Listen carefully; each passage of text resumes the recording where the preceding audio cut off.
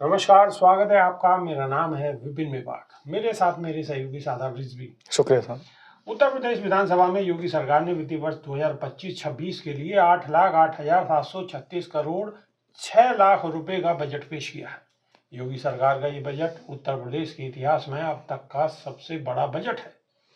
वहीं इस बजट को लेकर समाजवादी पार्टी के मुखिया और पूर्व सीएम अखिलेश यादव ने तंज कसा है। वहीं सपा चीफ ने कहा है कि मुख्यमंत्री को हमारे चाचा की बहुत चिंता रहती है। योगी सरकार के बजट को लेकर सपा चीफ अखिलेश यादव ने कहा है कि ये योगी सरकार का 9वां और सेकंड लास्ट बजट है। इनके बजट का घोषणा पत्र से कोई तालमेल नहीं है और कोई फोकस नहीं है, कोई रोड मैप नहीं है कि प्रदेश को कहां ले जाना है। क्लियरिटी नहीं है कि बेसिक चीज़ों को कैसे किया जाए। अखिलेश यादव ने कहा है कि हर बार बजट आता है और सरकार कहती है कि प्रदेश का सबसे बड़ा बजट है। ये हर सरकार यूज करती है। ये बजट नहीं बड़ा ढोल है जिसमें आवाज तो बहुत है पर अंदर से बिल्कुल खाली है। बजट खोखला है। इस बजट का झोला खाली है।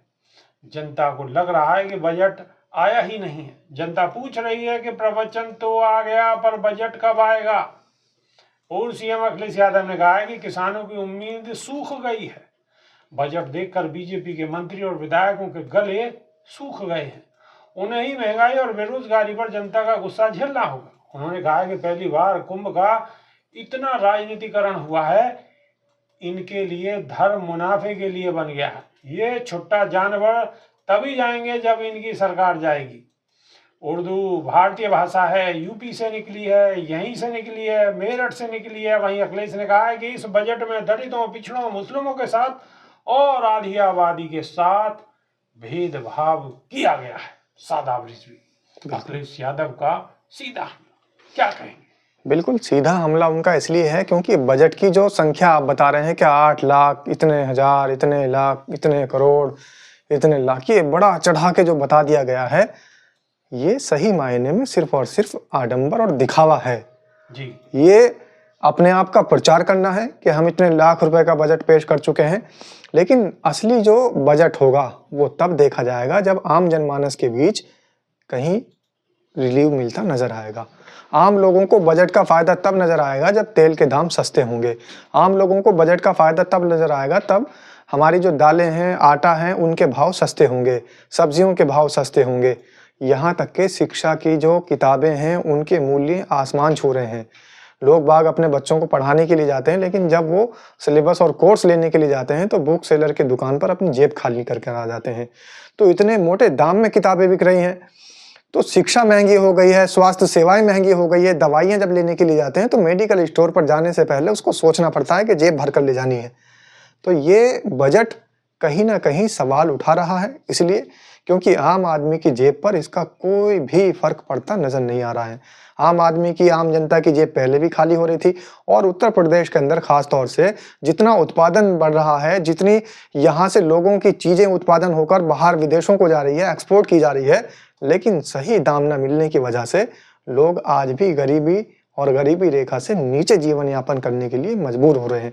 तो बजट का फायदा तब नजर आएगा जब लोगों को दाल सस्ती मिलेगी, तेल सस्ता मिलेगा, सब्जियां सस्ती मिलेगी, स्वास्थ्य सेवाएं सस्ती मिलेगी, शिक्षा सेवाएं जो है वो सस्ती मिलेंगी, किताबें सस्ती मिलेंगी। तब लगेगा कि हाँ, बजट आम जनता के पक्ष में आया है।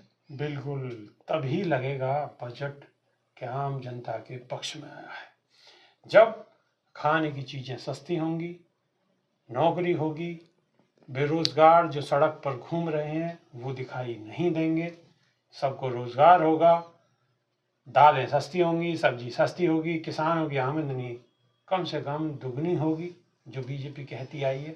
अब ये होगा तो माना जाएगा कि बजट बड़ा है।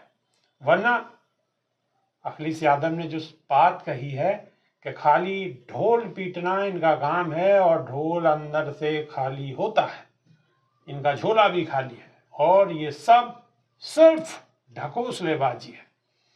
अब अगर ये ढकोसलेबाजी नहीं है तो जनता को राहत मिलना चाहिए, और अगर जनता को राहत नहीं मिलती तो फिर अखिलेश यादव की बात ही शायद सत्य है। आप कैसे समझते हैं? कमेंट के माध्यम से अवश्य बताइए। नई वीडियो में फिर रूबरू होंगे। बहुत बहुत शुक्रिया। नमस्कार। धन्यवाद।